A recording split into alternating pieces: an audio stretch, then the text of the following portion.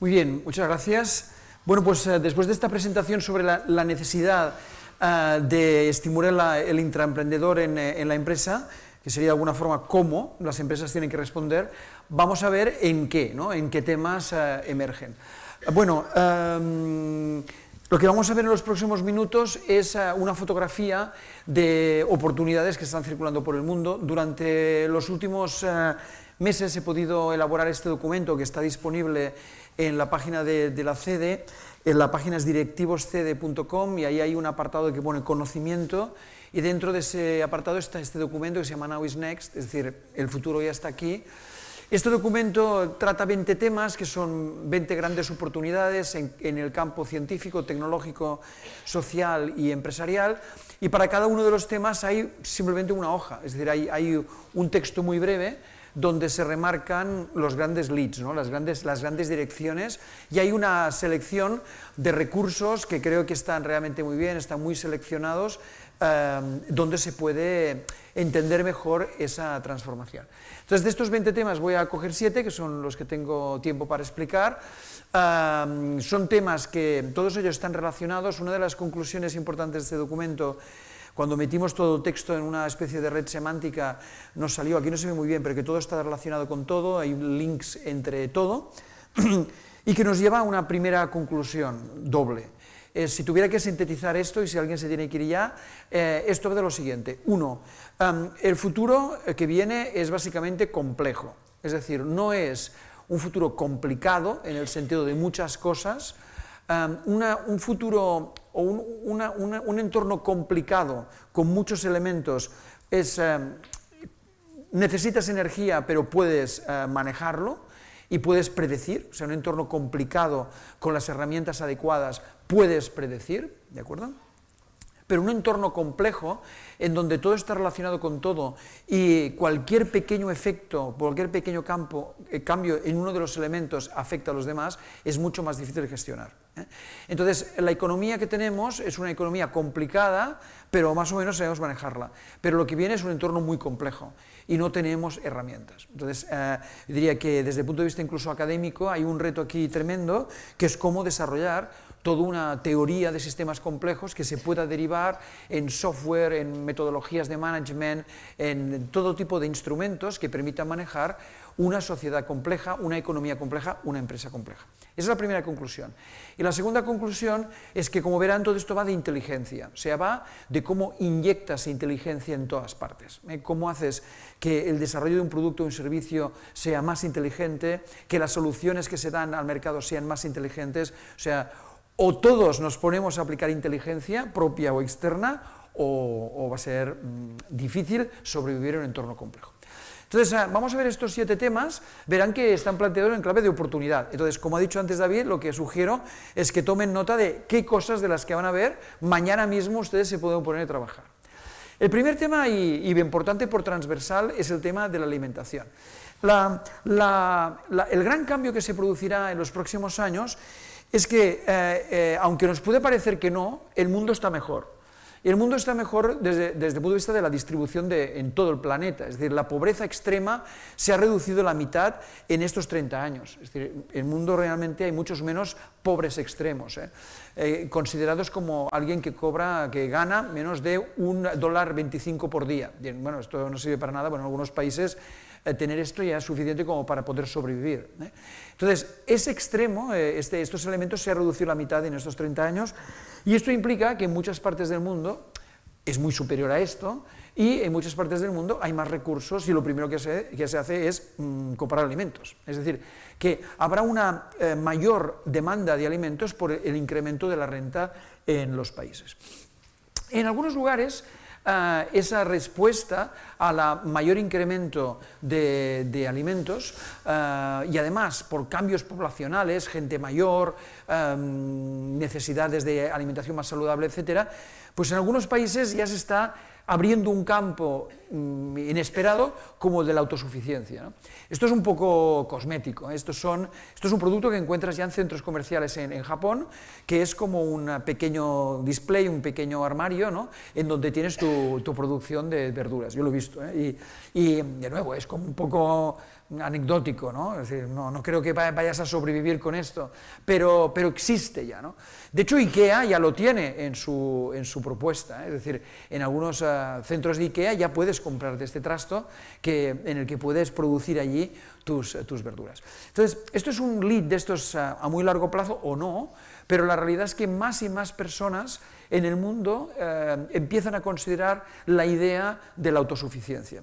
No es algo muy raro, es algo que va a emerger y que es una de las posibles líneas de oportunidad, ¿eh?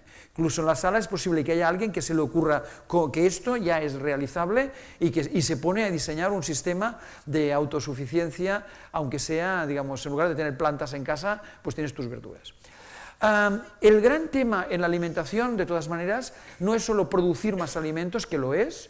La población mundial será 9.000 millones en el 2050-2060, es decir, por tanto, necesitamos más alimentos, pero el problema principal es ser más eficiente en la gestión de los alimentos.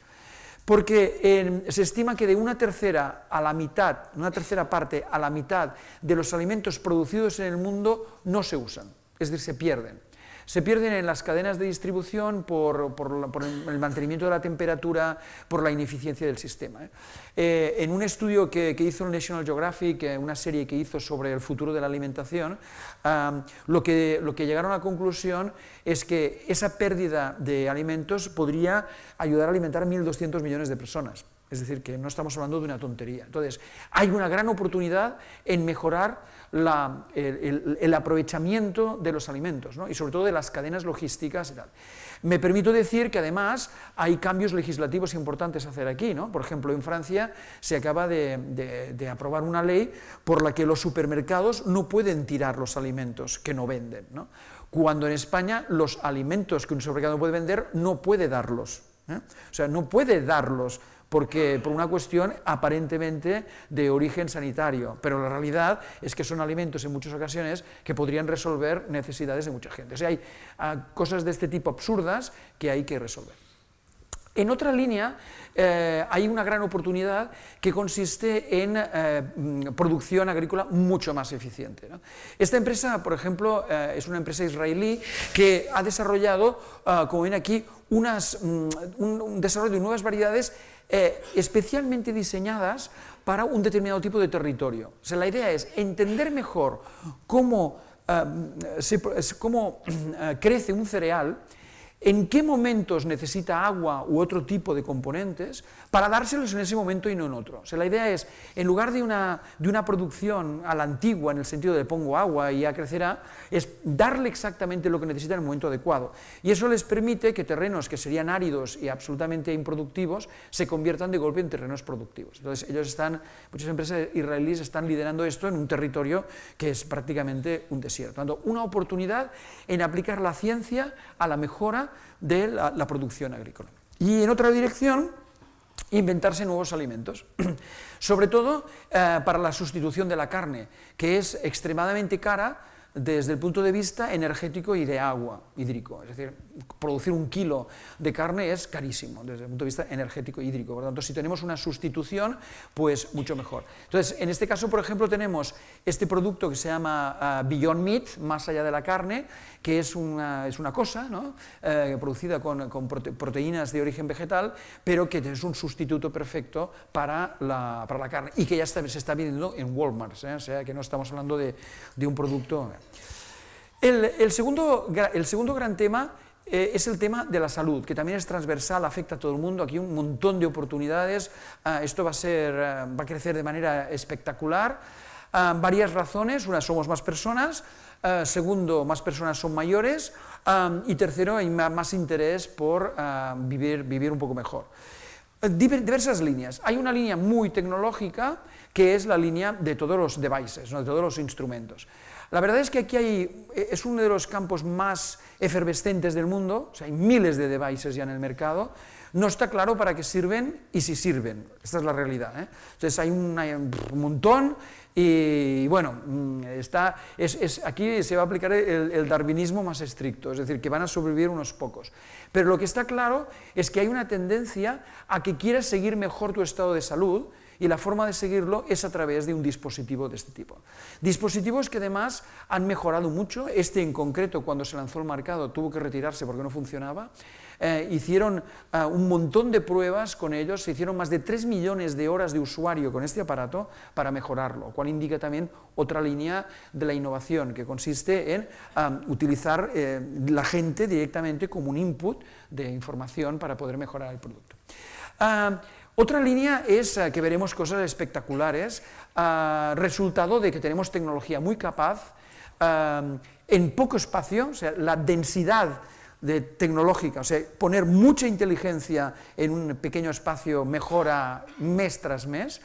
Y esto que hace unos años hubiera representado pues, una megaestructura para poderte mover, hoy se reduce a estos objetos que veis aquí en las piernas. Esto es un exoesqueleto, es decir, esto sirve para literalmente pues, poder caminar en determinadas circunstancias, en determinado tipo de lesiones medulares, etc., pero no deja de ser un pequeño milagro. Muestro además este ejemplo en el que hay muchas empresas trabajando en el mundo, porque esta empresa está en Islandia, es decir, no es una empresa del Silicon Valley, es una empresa de Islandia, lo cual demuestra que hoy en día este tipo de cosas se pueden hacer en cualquier lugar del mundo si tienes el talento o si formas parte de una red de talento, porque este señor pasa mucho tiempo en San Francisco, tiene contactos en muchas empresas del mismo tema en el mundo, pero siguen trabajando desde su sede en Islandia. Por lo tanto, todo el tema de prótesis o todo el tema de aumentación de la capacidad humana a partir de este tipo de dispositivos. Otra gran línea en salud es la línea de la predicción, es decir, de poderte decir cuándo va a ocurrir algo para que tú puedas actuar. Esto es un salto muy importante en medicina, lo que viene aquí es algo muy experimental, es un proyecto de investigación del Politécnico de Lausanne en Suiza, y consiste en un pequeño dispositivo que puesto bajo la piel detecta cuándo se produce una proteína en el cuerpo que justamente se produce 4 horas antes de tener un ataque al corazón. Entonces, por tanto, este dispositivo no te dice puede que tengas un ataque al corazón, sino te dice vas a tener un ataque al corazón. Digo que es un proyecto experimental, pero podemos creer que esto ocurrirá. Es decir, que viene un futuro en el que tendrás un montón de medicina muy orientada no ya a la prevención, no ya a la curación, sino a la predicción, es decir, a poder determinar qué te va a ocurrir. Muchas de las deficiencias o muchos de los problemas que tenemos hoy cuando alguno de los sistemas del cuerpo humano, sobre todo el sistema nervioso, falla, se está trabajando en esa dirección. Por ejemplo, la idea de lo que se llama una retina biónica, esta es una de las complicadas, es una cámara que está en las gafas, la cámara envía una señal, esa señal hay un ordenador, el ordenador envía otra señal a un dispositivo puesto encima de la retina. O sea, la idea es que la retina recibe un estímulo luminoso que se ha derivado del análisis de la luz que llega a la cámara, y eso, si el nervio óptico está bien, el cerebro lo reinterpreta. Tienes que reaprender a ver el mundo, o sea, la idea es esto que veo aquí, estas luces, esto se llama árbol, ¿no? Pero el cerebro es suficientemente plástico para hacerlo. Esto estamos hablando de algo que se está haciendo, o sea, no, esto se está haciendo ya. De nuevo, el número de píxeles que recibes es limitado, pero para personas que no ven en absoluto, o sea, empezar a poder ver algo, en este caso incluso que es un señor sordo y ciego, os podéis imaginar lo que debe representar de golpe ya. Un estudio al que pude acceder, muy sorprendente, decía que en un plazo de unos 20 años la ceguera no resoluble se reducirá a un 20% de la actual. Es decir, que las razones, las causas la casuística de la ceguera se podrá resolver excepto en aquellos casos en los que el nervio óptico está afectado. Y esto es una revolución muy, muy importante. Hay también campos que quiero tratar muy rápidamente, que es, por ejemplo, el tema de la aplicación de las nuevas tecnologías industriales como la impresión 3D. Esta es una imagen que es la que se utiliza normalmente, casi es obligado cuando se habla de salud y 3D, que es, como ven, un esternón de titanio con las costillas. Esto, bueno, realmente estamos hablando de operaciones complicadas, pero creo que es más interesante ver esta, que esto ya se hace en hospitales, por ejemplo, en Barcelona, y que consiste en la impresión de un tumor. O sea, esto es una imagen tridimensional, ¿no?, de un tumor. Aquí lo que tiene, no se ve en la imagen, pero son dos colores. Está el color un poco más oscuro, que es la columna vertebral, y el color un poco más claro, que es el tumor. Esto es un tumor infantil y lo que se hace es, se imprime el tumor a partir de la imagen tridimensional para poderse entrenar en cómo llevar a cabo la operación. Esto se llama planificación quirúrgica y es una realidad, ¿no? Y aquí hay un montón de oportunidades también, porque aquí hay que desarrollar software, aquí hay que desarrollar muchos elementos y esto va a crecer muchísimo. Tanto hay oportunidades incluso de hibridación, ¿no? O sea, gente que está en el sector tecnológico, tanto de hardware como de software, gente que está en ingeniería de sistemas, gente que está en el mundo, digamos, médico, hay que crear oportunidades para poderlos mezclar, porque esto va a ser uno de los campos, desde mi punto de vista, de más interés en el futuro. En otra dirección, y alguno de la sala que sepa más que yo, que no es difícil porque no soy experto en el tema, sabrá que en el sector de la medicina, uno de los temas más calientes es el microbioma, ¿no? Es la idea de que nuestro cuerpo, especialmente todo el sistema digestivo, está habitado por otros seres, ¿no? De hecho, somos un mero contenedor de millones de seres, bacterias, etc. Y entender cómo funciona este sistema se cree que es fundamental para nuestra salud. Entonces, la idea es, si el microbioma funciona bien, nosotros funcionamos bien. Y el hecho de que el Science dedicara en el mes de abril su portada a esto, es decir, esto es muy importante, se cree que va a ser una revolución en medicina muy significativa. Es decir, reinterpretar la medicina desde el punto de vista no de tratarnos a nosotros como un conjunto de órganos, sino como un conjunto de órganos y un conjunto de individuos que viven en nosotros, que es nuestro microbioma. La dieta, la alimentación que he hablado antes, muy importante en la salud.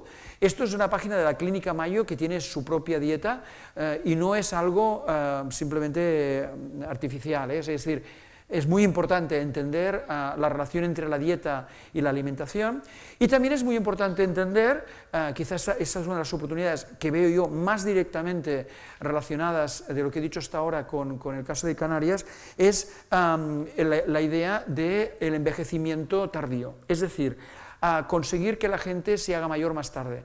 Esto no es un milagro, no es que te implanten nada, sino que la forma en que vives y lo que haces, la forma en que vives, lo que comes, la actividad que haces, desplace tu vejez más adelante. En inglés esto se llama el delayed aging, o sea, desplazar el envejecimiento, y es una gran oportunidad en deporte, en turismo, en alimentación, etcétera, etcétera. Esto es uno de los grandes depósitos de crecimiento económico en los próximos años, cómo se trata el envejecimiento. Y termino con una idea que no se puede no decir, hablando de salud, que es el tema de la medicina personalizada. Hoy en día uno puede hacerse un test genético por unos $100, esto se hace a distancia, en casa recibes esto de aquí, que recibes una cajita con un vial, tienes que llenar el vial con saliva, lo cual tiene su gracia, porque es un vial así, y tienes que estar allí salivando un rato para conseguir, yo lo he hecho, y entonces lo envías y al cabo de unos días recibes un informe, que es un informe de predisposición, es decir, te dice, de acuerdo con la media que tenemos, que ya son millones de personas, es una información que tienen poca gente en el mundo, tienes una predisposición del 1% a tener tal cosa. Claro, tú lo que lees es que te vas a morir de eso, ¿no?, directamente. La administración americana lo paró por ese peligro de que la gente lo interpretara mal, pero es evidente que esto es imparable. Es evidente que tarde o temprano tendremos una medicina personalizada, o como prefieren llamarle los americanos, una medicina de precisión. Obama lanzó en todo su programa Obamacare una línea de la medicina de precisión que creo que no se la van a cargar porque tiene mucho sentido desde el punto de vista económico. Es decir, esto es una revolución en la medicina y genera un montón de servicios. La idea es que cada persona acabe recibiendo un tratamiento personalizado.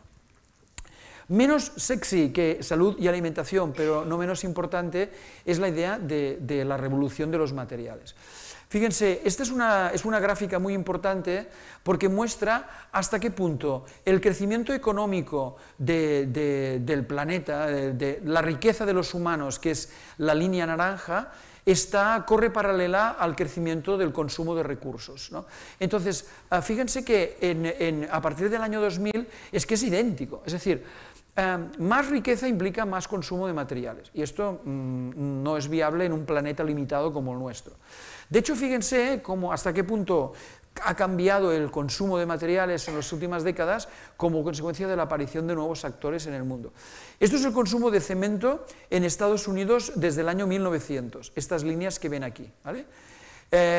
Año 2014, 91 millones de toneladas. Entonces, el consumo de cemento. Fíjense, por tanto, que se puede decir que desde este punto de vista, ¿no?, la economía americana es una economía bastante estable desde los años 80, que es bastante cierto. Este es el consumo de cemento en China en las últimas décadas, y fíjense que solo en el año 2014 el consumo fue de 2.730 millones de toneladas, es decir, mucho más que en las últimas 2 décadas en Estados Unidos. Esta es una de las razones por las que tenemos el problema latente de recursos, ¿no?, que ha llevado, si quieren, esta es una anécdota curiosa, este cemento es poner toda la isla de Manhattan llena de cemento hasta 500 pies del Empire State, o sea, hasta la mitad. Pero una idea del cemento que es eso, es inimaginable, tanto cemento. Esto tiene como consecuencia que, a pesar de que durante el siglo XX el precio medio de las commodities ha ido decreciendo, o sea, literalmente en el siglo XX ha sido más y más barato las materias primas, en 4 grandes grupos: alimentación, no alimentación, metales y energía. A partir del año 2000 la tendencia cambia drásticamente, es decir, el coste de las materias primas se ha acelerado, y eso implica que hay que cambiar nuestra relación con las materias primas. Esto se explica muy bien, si sale esto se explica muy bien en este texto, que es un texto que, en lugar de decir vamos al apocalipsis de los recursos, dice hay un montón de oportunidades para gestionar mejor los recursos. Literalmente dice, vamos a tener 1.200 millones más de personas en las próximas 2 décadas en la clase media, básicamente desde Asia, pero en un futuro no muy lejano también en África, y van a requerir muchos recursos, por lo tanto mejor que los resolvamos. Entonces hay una revolución en cómo gestionar esos recursos, cómo fabricar de una forma más eficiente, sin residuos, y se da ejemplos de cómo hacerlo, cómo convertir los residuos de una industria en los insumos de otra. Entonces hay una revolución potencial muy importante y económicamente de gran impacto de reconsiderar cómo gestionar los recursos. Superar la idea de cojo un recurso, lo utilizo y lo tiro, lo meto dentro de una economía circular, que es uno de los 20 temas del informe que hoy no voy a tratar. La industria es muy importante y hay una revolución en todo el mundo por reconvertir la industria y llevarla de nuevo a los países del primer mundo. Esto ya lo hemos visto en las elecciones americanas, es uno de los grandes temas, ¿no? Y los americanos han votado pensando que eso va a ocurrir, que no está claro que ocurra, pero es verdad que sin industria es muy difícil que una economía se aguante. Entonces, será incluso más concreto, porque se ha estudiado, sin industria es muy difícil mantener una clase media. Es decir, una clase media solo con servicios es muy difícil de aguantarla, porque la industria genera un tipo de necesidad de un tipo de personal que tiene unos conocimientos medios y que esos conocimientos medios permite a una serie de personas, a esa clase, prosperar. Entonces, no sabemos si el futuro va a ser así, porque se va hacia una manufactura mucho más sofisticada. Este es un proyecto de la Unión Europea de lo que es la factoría del futuro. En ese futuro la factoría va a utilizar robots que reducen el coste del trabajo, y aquí tenemos un problema que no tenemos resuelto y en que habrá que meter mucha inteligencia, que es qué hacemos con muchas personas que hacen una tarea puramente rutinaria.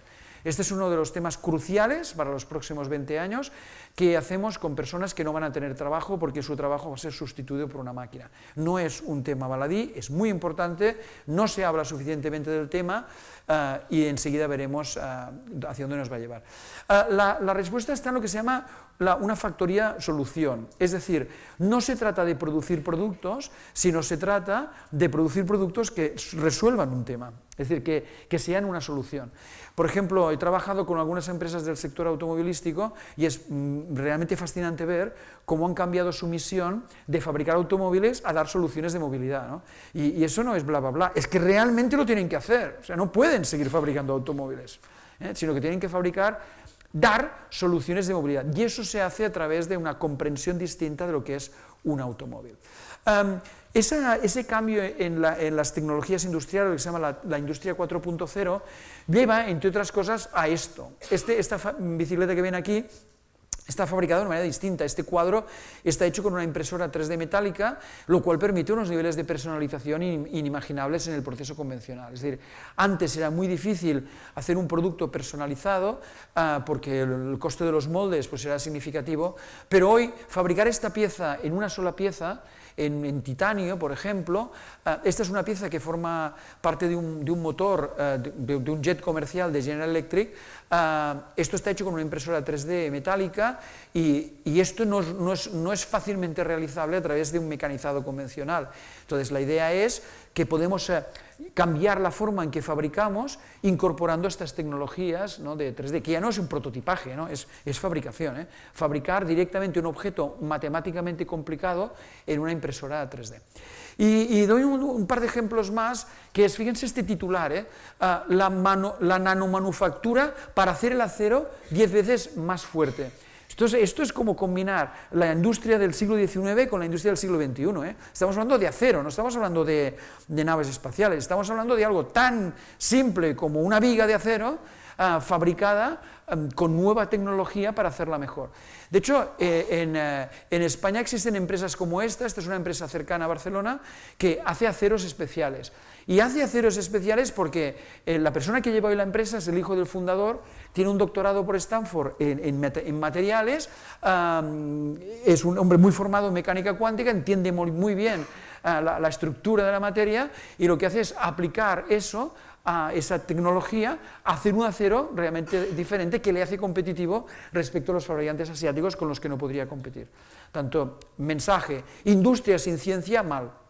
Como antes he dicho, salud sin ciencia o alimentación sin ciencia, industria sin ciencia, mal, y industria sin reentenderse como servicios, mal. Hace muchos años que Rolls-Royce vive de esto. O sea, si seguimos pensando que una empresa como Rolls-Royce, que hace estos motores, pues vive de vender los motores. No, en parte, pero en la mayor parte vive de que esos motores funcionen, ¿no? Es un modelo que se llama Power by the Hour, y que lo que hace es que cuando una empresa, una línea aérea, compra un avión que tiene esos motores, va por separado el avión y los motores, cuando compra esos motores, lo que está comprando es un servicio que le asegura que el motor funcionará. Eso implica que Rolls-Royce es una empresa de información, se tiene que captar millones de datos de todos sus motores alrededor del mundo para hacer un mantenimiento predictivo y poder asegurar que el motor funciona. Entonces, ¿es Rolls-Royce una empresa industrial? No, es una empresa de servicios industriales. El tema energético es otro de los grandes temas de revolución. Aquí habrá muchos cambios y básicamente el cambio fundamental que habrá es un cambio de, no se ve muy bien, pero desde este modelo a este modelo, es decir, un cambio del modelo producción centralizada y distribución a un cambio de producción descentralizada. Fíjense que seguirá habiendo una cierta producción centralizada, pero la clave es cómo la red es una red mucho más activa. Literalmente se trata de convertir la red eléctrica en Internet, es decir, en una red como Internet. El problema es que esto no es trivial, entre otras cosas porque almacenar un bit es fácil, almacenar un watt no tanto. Y hasta que no se resuelva eso, y no se resuelva el software para hacer esto, porque el software para manejar una red compleja como la red eléctrica se está elaborando, o sea, y hay muchos avances en los últimos 10 años, pero es uno de los temas latentes. Y además el tema de qué hacemos en nuestra casa, ¿no? Es decir, qué hacemos para que nuestra casa sea un nodo de esa red, produzca su propia energía, la pueda distribuir. Y además un reto legislativo que es cambiar pues, normas legislativas absurdas como la española que impiden que esto pueda ocurrir. Además, de este tema, o sea, del tema puramente, digamos, de cómo cambiamos la producción, la distribución energética, hay otros campos que son más sutiles, que es de cómo convencemos a la gente para que sea más eficiente energéticamente. Y esto no se trata ya de hacer una campaña, consume menos, no sirve para nada, sino que se trata de entender la psicología de los humanos. Y este es un campo, este es un tema que abarca a todo lo que he dicho. O sea, en todo lo que he dicho, entender la psicología humana para cómo responde a la propuesta es fundamental. Los psicólogos van a ser muy necesarios en esta economía que viene, entender cómo funciona esto de aquí dentro. Y este es un ejemplo muy bueno de lo que digo aplicado al sector energético. Este proyecto, esta empresa, es un proyecto utilizada por muchas utilities americanas. Fíjense, transformar la manera en que una utility, una empresa de producción de un servicio energético, se relaciona con sus consumidores. Y la idea es, venga, ayúdanos a reducir la energía ahora. La razón es porque si pongo a funcionar otra central eléctrica, me va a costar mucho dinero que te voy a tener que cobrar a ti. Por tanto, me conviene que ahorremos todos, el individuo y la central y el país, y la contaminación. Pero en lugar de decirte, sé bueno y deja de consumir, te dice, mira, tú estás consumiendo esto, la media de tu barrio esto, y este es el mejor vecino. Entonces, lo creáis o no, esto tiene un impacto tremendo. O sea, que te digan que eres tonto respecto al promedio sirve más que decirte ahorra. Y esto se deriva de una tesis doctoral realizada sobre el comportamiento humano al tomar una decisión respecto a tu promedio, al promedio de tu alrededor, y es un ejemplo en el sector energético, pero que vamos a ver en muchos lugares. Por lo tanto, los que estáis en la sala que estáis desarrollando software, mi consejo es que además de aprender nuevos programas, aprendéis de este programa, es decir, de cómo funciona la mente humana, porque hay unas grandes oportunidades para el desarrollo de aplicaciones que se aprovechen de la comprensión de cómo funciona esta máquina emocional que es nuestro cerebro. Hay un montón de oportunidades y este es un ejemplo. En más cosas en energía, hay oportunidades de cómo reducimos el CO2 del planeta. Una posibilidad es inyectarlo directamente bajo tierra, que es un poco tonta, pero se está trabajando en esta. Y otra es, bueno, habrá y hay ya realmente gente que está haciendo propuestas muy, muy sorprendentes, ¿no? Esta es un spin-off, esta mañana he dicho startup, y es un spin-off del MIT, se llama Transatomic, y esta empresa lo que propone es utilizar un tipo de reactor nuclear que se desechó en los 60, que es el reactor de sales fundidas, para aprovechar una parte de los residuos nucleares que se han generado en las centrales convencionales para extraer la energía al máximo. Entonces, es así. Entonces, imaginaros una propuesta que además de resolver el problema de residuos nucleares, genera energía. Es un spin-off, es decir, es un tema que está trabajándose, tiene dinero de importantes inversores americanos, y solo lo pongo como ejemplo de que incluso en energía vamos a ver novedades importantes. Y no solo es la energía solar, que he hablado antes un poco, que es la definitiva, sin duda, en los próximos 20 años, sino de otros modelos energéticos. Todo esto que he dicho, ya he dicho que tiene mucho que ver con la inteligencia, pero viene otro tipo de inteligencia, que es la inteligencia artificial. Hay una persona que hay que seguir, si os interesa todo este tema, que es Kevin Kelly. Kevin Kelly es un gran analista de la tecnología, ha escrito libros de los mejores sobre la transformación económica desde los años 50, y Kevin Kelly, cuando le preguntan qué viene en el futuro, su respuesta es lo que sea multiplicado por inteligencia artificial. O sea, el dibujo es un espacio en blanco multiplicado por IA, ¿no? O sea, inteligencia artificial. Entonces, ¿por qué? Bueno, porque podemos hacer esto. Uy, aquí no se va a ver el vídeo. Bueno, ¿puedes mirar si está el vídeo puesto y lo puedes clicar? Porque tendría que aparecer. ¿Puedes mirarlo? A ver si está puesto, o sea, si está... No, encima, ponte encima de la imagen, a ver si sale... A ver, clica aquí, abajo, a ver aquí. No, donde te sale la mano. No, arriba, aquí, donde te sale la mano. Aquí, a ver, clica aquí. ¿No lo ve? Vale, pues nada, es igual. Bueno, aquí lo que veríais es este es el Atlas, que es una es uno de los robots más sofisticados del planeta. Bueno, que en la imagen lo que se ve es que camina sobre ese hierro rugoso y tiene que todo el rato estar equilibrándose, ¿no? Y entonces se pone sobre un pie, recibe un golpe de una bola de 20 kilos y en tiempo real se estabiliza. Entonces, esto es un avance importante, ya no es programar, o sea, que algo se comporte de acuerdo con una rutina prevista, sino que es respuesta en tiempo real. Se puede hacer, o sea, este instrumento en ese sentido es inteligente. ¿Por qué? Porque responde en tiempo real a un estímulo del entorno sin la intervención humana. O sea, la inteligencia artificial es eso. Es decir, es algo que sin intervención humana es capaz de responder a un input de forma autónoma. Bueno, entonces, esto se puede hacer hoy porque tenemos máquinas capaces de hacerlo, es decir, capacidad de proceso brutal, entre otras cosas porque tenemos unas tarjetas de NVIDIA que nos lo permiten hacer, las tarjetas de proceso gráfico de los juegos de nuestros hijos. Eso es la gran revolución, esas tarjetas, y porque somos capaces de hacer, como digo, number crunching en grandes cantidades. Pero esto no va a ir de robots, como los que habéis visto, sino que va a ir de esto. Aquí tenéis una imagen congelada de un partido de baloncesto. Se congela. Entonces, el que tiene la pelota es el que está en rojo, como veis, y hay 3 personas de su equipo. Fijaros, está esta situación, y lo que veis en los números es quién debe tirar, o sea, quién tiene el porcentaje de acierto. Este acertaría en un 35%, este en un 30% y este en un 65%, por tanto, este es el que debería tirar. Y esto se calcula de acuerdo con centenares, miles, los que tengas partidos de baloncesto, con todos los jugadores. O sea, esto no es solo este jugador, sino en esta posición, un jugador tiene tal posibilidad de acertar, y este jugador en concreto, esto es una red neuronal, y al final lo que se trata es un conjunto de información que va aprendiendo de toda la información que le vas entrando, y hoy esto se utiliza a posteriori, o sea, el entrenador utiliza esto para ver pues, cómo debería haber sido la jugada, pero yo no dudo de que en unos años esto lo van a aplicar. O sea, vamos a tener que hacer que los partidos sean todavía más rápidos y competitivos. Me puedo imaginar perfectamente que los jugadores llevan algo, que tienen un chip que les permite escuchar y que el entrenador les va diciendo en tiempo real. Lo que no sé si es bueno o malo, pero que va a ocurrir seguro. Esto, dirán, bueno, ¿está muy lejos? No, no está muy lejos, porque esta es una empresa, esta también es española, y esta empresa lo que hace es convertir las preguntas que recibe una empresa, esto es normalmente para una utility también, las preguntas son las mismas.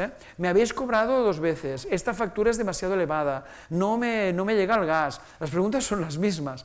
Entonces, esto es un software que analiza esas preguntas y da una respuesta estructurada previamente. Y cuando la pregunta no es de las de siempre, pues la deriva un humano.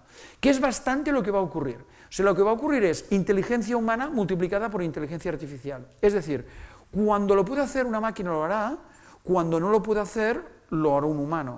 Y la idea es que cada humano, en el trabajo que realiza, deberá tener una máquina que le permita hacer mejor su trabajo.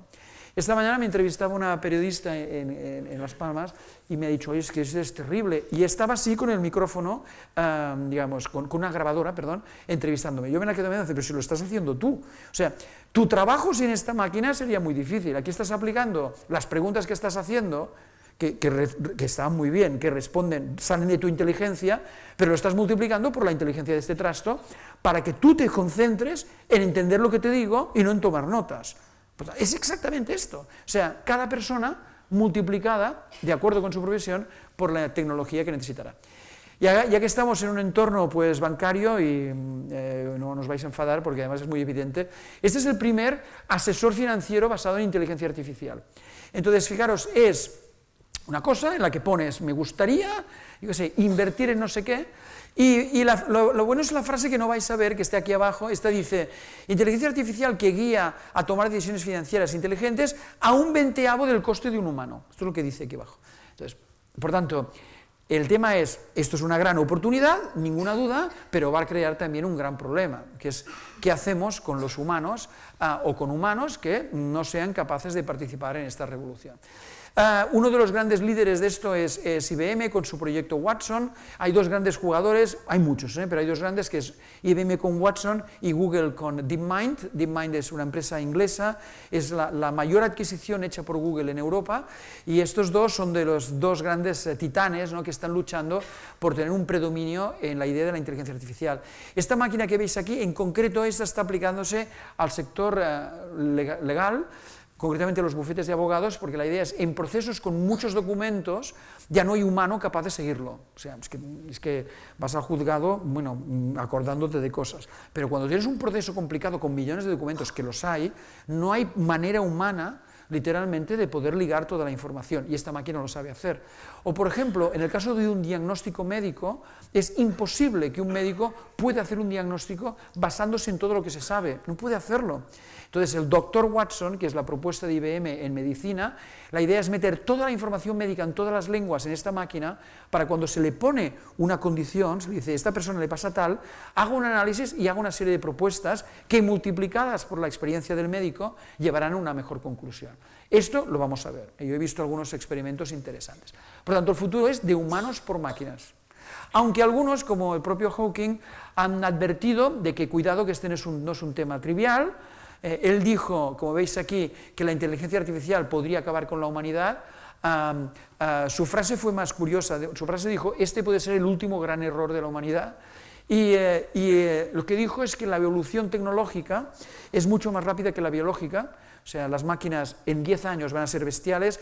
Ayer en Barcelona teníamos un acto donde se presentó, entre otras cosas, lo que viene en informática cuántica, y bueno, se quedó todo el mundo sorprendido de ver cómo va a cambiar el panorama cuando tengamos un ordenador cuántico, que va a ser el año que viene. Ya hay unos cuantos, pero el año que viene va a haber un ordenador cuántico de verdad. Y se pensaba que no lo tendríamos hasta 2030, el año que viene. 2017 es muy posible que todos nos acordemos, porque habrá una revolución muy importante si esto es verdad. Porque, entre otras cosas, se desmonta toda la criptografía que tenemos hoy. Un ordenador cuántico puede desmontar la criptografía actual y no sabemos muy bien cómo se va a responder. En cualquier caso, puede ser una revolución, y por eso también aparecen iniciativas como el Instituto del Futuro de la Vida. Yo he comentado también antes que aquí tendría que haber puesto Human Life, porque esto va del futuro de la vida humana, que es un instituto que busca establecer las reglas de nuestra relación con las máquinas inteligentes. Un poco las reglas de Asimov, pero llevadas al día a día. Y acabo con dos temas. Uno que me parece muy importante, que es, si es verdad lo que he dicho es simplemente una fotografía de cosas que todos son ejemplos, como habéis visto. No es difícil llegar a la conclusión que un gran reto es cambiar la forma en que el humano aprende. O sea, si seguimos de la misma forma, no tendremos muchas oportunidades. Y este titular me sirve para decir que el problema es este. O sea, el problema es que, si donde pone aquí American, poner lo que sea. Es decir, estamos formando a los niños para un mundo que ya no existe. O sea, es un modelo formativo basado en la acumulación de conocimiento para un mundo que cambia cada año, para un mundo con una tecnología tremenda, para un mundo con nuevas necesidades sociales, psicológicas, alimentarias. Hay un desfase tremendo, ¿no? Y de hecho, más en concreto, esto ya es de hace unos años, pero cuando McKinsey hizo un estudio sobre la distancia entre los estudiantes que salían de la universidad y las personas que querían las empresas, la distancia era enorme. Es decir, las empresas no tenían la gente que necesitaban tener, las universidades decían que sí, que los generaban, y la realidad es que había una distancia enorme. Es decir, el sistema educativo en todos los niveles está desfasado porque no responde al mercado. No hay nada peor en el sistema educativo que hablar de la palabra mercado, les crea pánico, y lo entiendo, pero es la verdad. Es decir, que al final hay una demanda de personas con capacidades y no estamos respondiendo. No es extraño, por tanto, que fundaciones como la X-Prize, que está lanzando retos en muchas direcciones, haya lanzado el reto del Global Learning. O sea, fíjense, hay 15 millones de dólares de premio para quien dé una idea realmente buena sobre cómo cambiar la educación en el mundo. Entonces, esto, no sé, significa que importa, ¿no? O sea, significa que no es un reto tonto, sino que es algo significativo. Y si tuviera que sintetizar qué es lo que está ocurriendo en innovación educativa en el mundo, que es un tema que sigo bastante, me interesa mucho, esta es una fotografía de lo que necesitamos. El modelo actual es este, es decir, es un modelo formativo basado en trozos estructurados que no funciona porque la vida es esto. Entonces, la imagen es, la vida es mezcla, la vida es caos, la vida no es. Ahora voy a hablar de biología y ahora voy a hablar de informática. No, ¿cómo utilizo la informática para cambiar no sé qué? Es decir, la vida realmente es una mezcla, es un sistema complejo en sí misma y la formación que tenemos pues no está adecuada.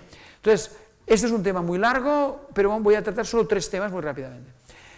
¿Qué viene en educación para responder el mundo que habéis visto? 3 cosas. Una es, si algo hay que cambiar en el sistema educativo, es realmente ayudar a cada niño o niña a descubrir su talento. O sea, a descubrir para lo que está capacitado y que además le gusta. Porque no hay nada mejor en la vida que tener una alianza entre esas 2 cosas. O sea, tener una alineación entre sé hacer algo, me gusta, sé hacer algo, estoy dotado para esto, y además me gusta hacerlo. Entonces, la felicidad de los humanos aumentaría. Y en ese sentido no es extraño que cuando ves, por ejemplo, profesiones como los matemáticos, ¿no? Pues estos no tienen problemas laborales, o sea, están buscadísimos, ¿no?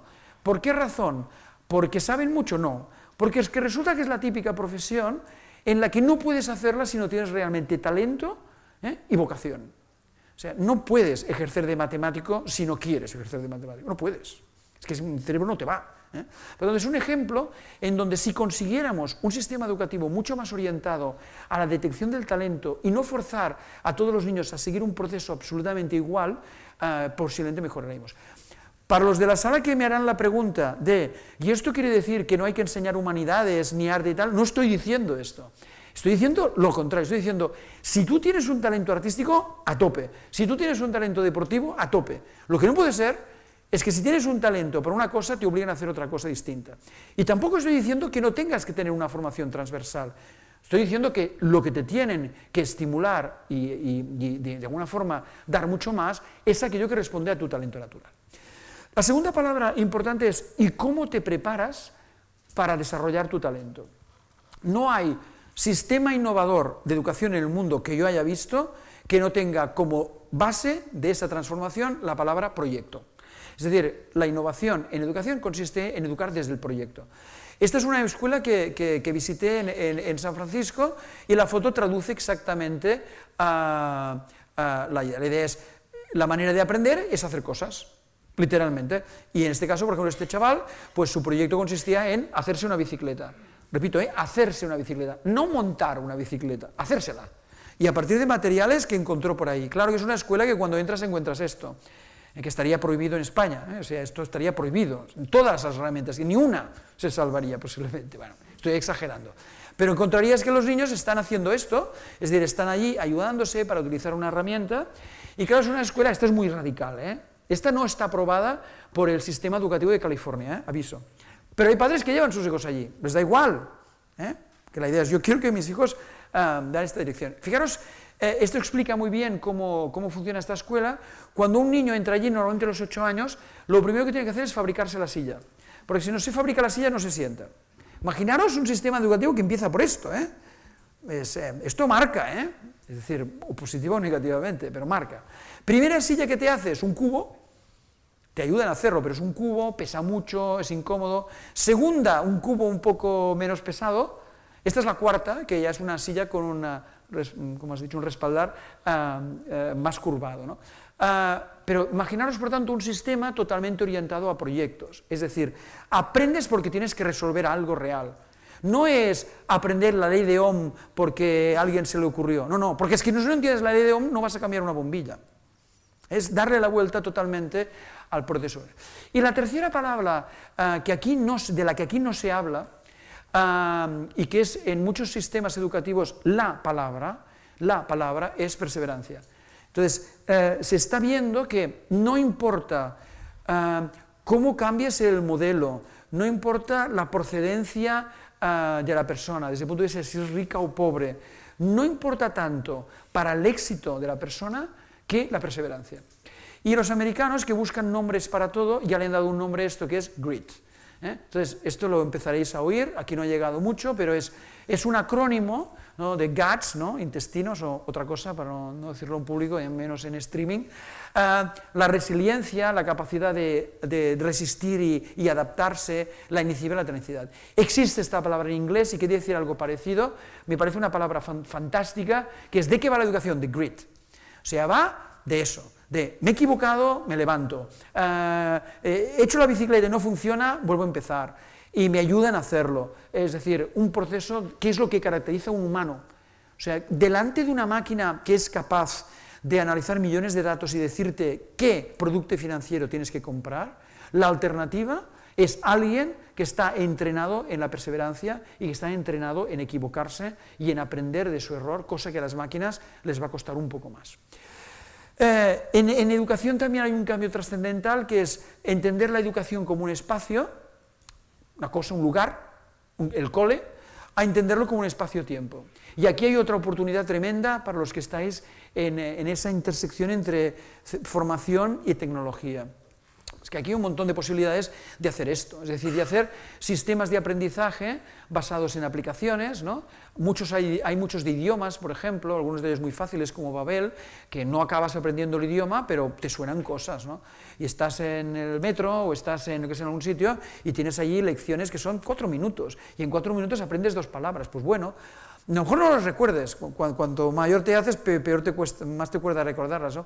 Pero es que tienes la sensación de que has aprendido algo. O sea, esa sensación de, en lugar de estar perdiendo el tiempo, pues he aprendido algo, es una sensación muy importante. Además, esa idea de que la educación es un espacio-tiempo, quiere decir que cambia el sistema a nivel global, porque cuando las universidades más importantes del mundo se unen para hacer una propuesta online como la de edX, ¿no?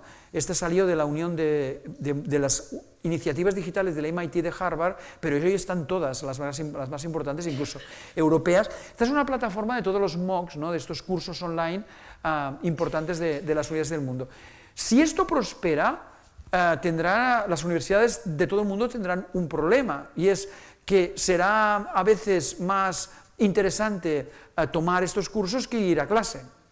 Y eso ya está empezando a ocurrir, y hay una oportunidad también para crear, especialmente en castellano, pues un conjunto de contenidos de calidad para una población creciente en el mundo que habla esta lengua. Y también en esa dirección de la idea del espacio-tiempo, una idea muy interesante es, en lugar de programas largos, que además cuesta mucho dinero, programas muy puntuales que son muy orientados a una habilidad. A esto se le llama un nanogrado. El que lo lanzó es Udacity, que es una empresa privada de educación online, y la idea es, fijaros, credenciales industriales para los trabajos de hoy en tecnología. O sea, esto es lo que te dan, no es un título, es una credencial. Es decir, te dicen, mira, yo no soy Princeton y no te voy a dar un máster certificado, digamos, oficial, pero te voy a garantizar que sabes de esto. Es decir, si yo quiero saber cómo funciona el SEO en Google, ¿tengo que hacer un máster en marketing digital? La respuesta es no. Yo lo que necesito es aprender cómo funciona el SEO en Google, y en 3 horas me lo explican. Por tanto, la idea de cursos muy concretos, muy orientados al aprendizaje de una determinada habilidad, va a ser un gran negocio, un potencial en los próximos años. Y termino con la idea de, como también Fernando ha tratado, de la innovación sistemática. Todo esto va a requerir que las empresas sean mucho más innovadoras, y el punto de partida en el que todos ustedes, trabajen donde trabajen, tienen una gran oportunidad de futuro, es en la minería de problemas. Es decir, hay que detectar problemas, porque la economía va de soluciones a los problemas. Entonces, este es mi ejemplo favorito, ¿no? Que, claro, el primer día que entré en un lavabo, en un aeropuerto, y vi que me podía secar las manos con el Dyson, tuve una epifanía, lo digo en serio, es posible secarse las manos. O sea, después de pasarme toda la vida y no pudiéndolo hacer, ¿no?, y recurrir al papel higiénico, y siempre acababa poniendo las manos en los bolsillos, para lo menos los hombres es lo que hacemos, ¿no?, para secarse las manos, se puede secar las manos. Entonces, imagínense qué tontería, pero que alguien tuvo que ponerse. Entonces, la idea es, ¿de qué va el futuro? De encontrar soluciones a problemas en los que muchos otros han abdicado. Y les pongo otro ejemplo que no han visto, este lo han visto, este no lo han visto y verán que va de esto. Esto es una solución a cómo higienizarse las manos en un hospital sin tener que ir todo el rato al lavabo. Y es que cada vez que pasas por una puerta tienes un dispensador de una solución alcohólica. Fíjense qué idea más fantástica, que es una idea, o sea, a lo mejor, a lo mejor fracasa, pero sin duda resuelve el problema. A lo mejor genera otros, no lo sé, pero el futuro va de minería de problemas, de encontrar problemas de sus clientes, qué es lo que no funciona. Y tenemos que entrenarnos a hacer esto, porque lo normal es abdicar. Lo normal es, volviendo para atrás, lo normal es no secarse las manos, ya lo doy por descontado, no. Lo normal no es no secarse las manos, ¿de acuerdo? ¿Cómo lo hacen las empresas? Las empresas tienen muchas maneras de hacerlo, sintetizo unas cuantas. Las más poderosas hoy apuestan por laboratorios de innovación, o sea, por lugares en donde llaman, ¿no?, atraen a mentes inquietas del mundo para que puedan hacer esa transformación. Este es el laboratorio de Amazon, que se llama el laboratorio 126, los tienen IKEA, todas las grandes empresas tienen un laboratorio. Esto seguramente no lo tenemos a nuestro alcance. Pero otras empresas lo hacen a través de algo que ha dicho también Fernando, que es el lanzamiento de retos, internos o externos. El proyecto Hyperloop, ahora verán pasar una cosa rápidamente por aquí, un poco luminosa. El proyecto Hyperloop consiste, no, que no tenemos el vídeo, perdón. Bueno, esto es un tubo, como ven, de unas 2 millas, en donde la idea es meter aquí dentro algo que se mueva muy rápido, ¿no? Es un tren dentro de un tubo. Y eso que muy rápido quiere decir que se pueda llegar a los 500 kilómetros por hora. O sea, San Francisco, Los Ángeles, un poco menos de una hora, un poco más, un poco menos de una hora, depende de la velocidad. Entonces, el señor que ha lanzado esto dice, sería fantástico tener esto, tengo una idea de cómo hacerlo, pero sería fantástico tenerlo. Si el que lo lanza es suficientemente atrevido, conocido y chulo, como Elon Musk, ¿no?, entonces el resultado es que un montón de gente en el mundo se pone a trabajar sobre esta idea, ¿no? Se pone a decir, mira, pues, y se pone a desarrollar. Cuidado, muchos de ellos en universidades del mundo, que dicen, jo, aquí hay un reto. O sea, para ponerme a investigar sobre tonterías, me voy a investigar sobre algo interesante, ¿no? Y lo digo porque quien ganó el primer premio de esto, en la última convocatoria, fue la Universidad Politécnica de Valencia, a nivel global, ¿eh? Es decir, que no estoy hablando de, uy, esto es del Silicon Valley, no, ganaron los de la Politécnica de Valencia. Y por tanto, la idea es que hay muchos retos en el mundo y tenemos capacidad para hacerlo, o podemos lanzar nuestros propios retos, ¿no? Por ejemplo, ¿por qué no lanzar aquí el reto de crear una reserva marina alrededor de Canarias que atraiga a todo el mundo que le interesa la riqueza marina? Pues venga, lanza un reto global para traer las mejores ideas al respecto. Y no nos quedemos en lo de siempre, que es 4 en nuestro territorio, a ver qué se le ocurre, ¿de acuerdo? Este llamamiento de talento también se puede hacer de una manera muy pragmática. Esto es Marriott y es su proyecto Canvas, que consiste en un casting de chefs jóvenes. La idea es, yo tengo restaurantes en todo el mundo, tengo buenas cocinas, pero no tengo tanto talento. Bueno, aliémonos. Eres joven, tienes talento, demuéstrame que lo tienes, envíame un vídeo de lo que sabes hacer y te pondré, o sea, te seleccionaré y te asignaré un restaurante. Probemos. Imaginaros, otra idea totalmente aplicable a vuestro territorio. BMW lo hace con la atracción de ideas sobre el mundo de la automoción, etc. Y esta es la última imagen que liga con lo que ha dicho Fernando al principio, que es cómo cambiar la innovación hacia el estímulo del emprendedor interno. Porque las cosas cambian cuando alguien pone energía, o sea, las cosas cambian cuando alguien tiene una misión, ¿no? Si no, las cosas se mantienen, pero el cambio, sobre todo el cambio drástico, requiere a alguien que se levante a las 4 de la mañana, porque no puede dormir, porque tiene una idea, ¿no?, y se ponga a hacer maquetas sobre la idea. Entonces, el emprendedor es fundamental para el futuro. Y eso no va de startups y de gente que le digas que al salir de la universidad tiene que hacer una startup, que yo creo que es un error. No. Esto va de que las empresas tengan capacidad y estímulos para que animen a su gente a ser emprendedora. Y esto es el caso de Adobe, que se llama la Kickbox de Adobe o la Redbox, y fijaros aquí que pone estirar en caso de idea, ¿no? Entonces, Adobe, yo soy un trabajador de Adobe, levanto la mano y digo, tengo una idea, ¿vale? Le dicen, no hables más, aquí tienes la caja, venga, vuelve cuando hayas convertido esa idea en un prototipo de algo. Entonces, en la caja hay 4 cosas. Hay una, cómo hacer ese prototipo, que en algún caso es simplemente un dibujo, o un vídeo, o no sé qué, o un pitch, una explicación. ¿Cómo hacer el prototipo? 2, una tarjeta con $1000, de la que no tienes que dar explicaciones. O sea, con $1000 cómprate los materiales básicos para hacer el prototipo, que da, os puedo asegurar que da, en muchos casos. Incluso a nivel informático, o sea, te compras unos cuantos Arduinos con $1000, ¿vale? Tercero, tienes una tarjeta de Starbucks para irte al Starbucks a concentrarte a tomar café, que es una cosa divertida. Y la cuarta es, cuando lo tengas, cómo explicarlo. Es decir, una pequeña instrucción de cómo comunicar tu proyecto a la empresa. Con esto Adobe le ha dado la vuelta a la innovación, porque en lugar de tener que pedir permiso, cosa que también ha dicho Fernando, se ha cambiado a, no me pidas permiso, hazlo.